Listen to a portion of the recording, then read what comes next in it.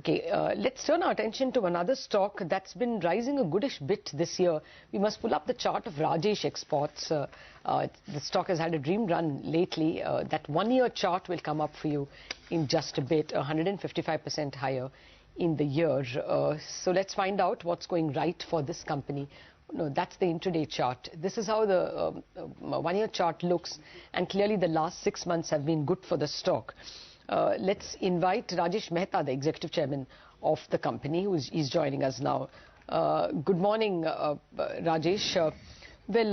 Actually, the sales numbers look very impressive in the last quarter, 57% higher. But quite clearly, your profits tend to be much lower than your sales number. So let's look at the profit.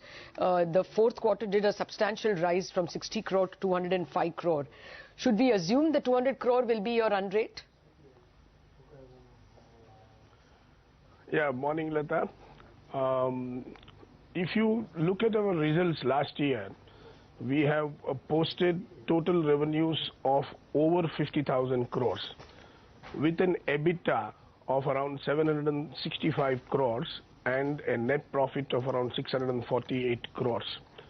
And as you said, even if you look at our last quarter, that is the fourth quarter of last year, we have posted impressive results. That is, year on year, we have grown close to about 100%. And even quarter on quarter, we have grown to around 48% or something like that.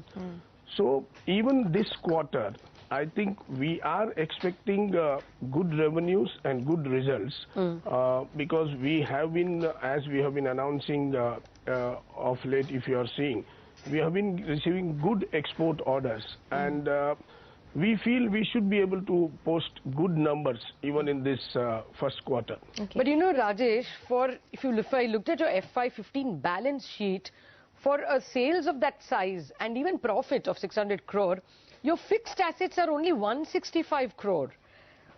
Isn't that a bit strange?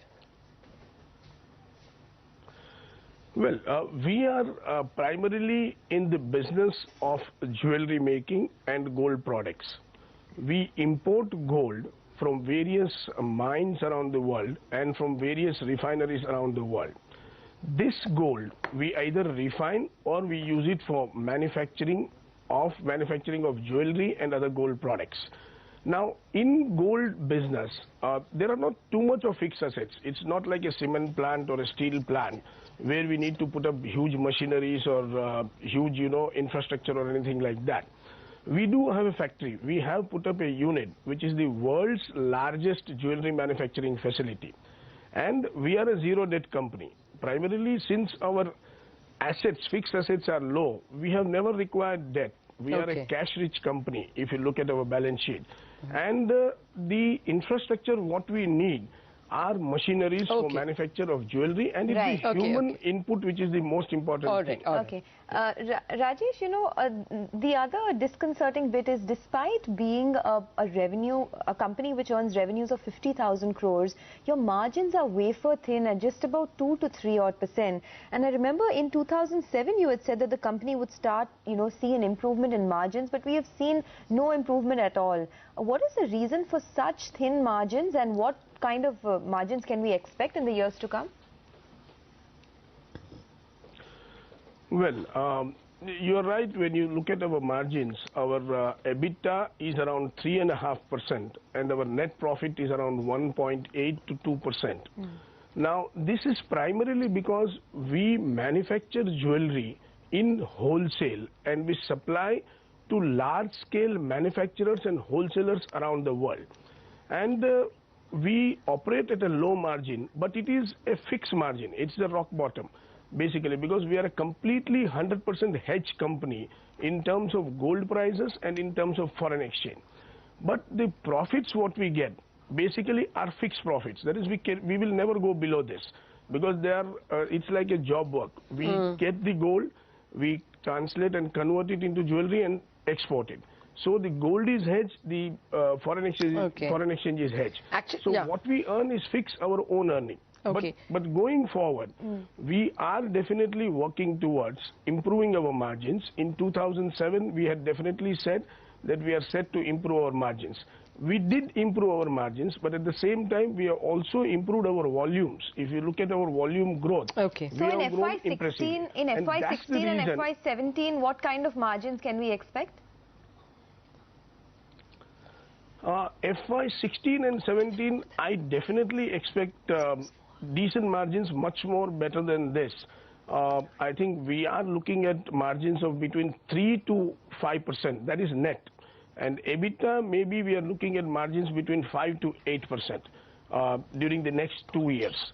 Because we are getting into retailing, we are getting into retailing in a large way.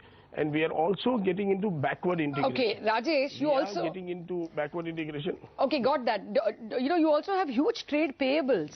That's about 8,800 crores and it has risen by 3,000 crores compared to the previous year.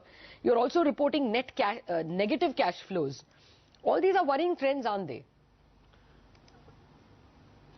No, there is no worry in this. In fact, the trade payables which are there, in fact, they are the payables which we have to pay to the suppliers of goods. That is, we import goods against LCs and sometimes against clean credit. And we get credit because of the standing of our company in the market, in the international market. We do get credit. So we get credit, and these are the payables which we have to pay to our suppliers. Okay, they are not debtor days. Trade payables. These are not any long... Sorry? These are not debtor days, debts that is owed to you. No, these are we are supposed to pay, okay. basically. Okay. So basically we are supposed to pay to our suppliers. They are gold suppliers basically to whom we pay. But why would you not pay? Not get gold on credit. Why would you not pay? You have got cash on your books. No, because we would like to use our cash to better things. Okay. We use our cash to different things. We earn interest on that. And so many other ways we use the cash. Now, when we are getting international credit based on our standing, why should we go and pay? Fair enough. It's not required. Because when somebody is ready to give me credit without any, other problems, and it's better I use the credit. That's why we use the credit. All right, we'll leave it at that. Thank you very much, Rajesh, for joining in this conversation. Okay, let's take a break.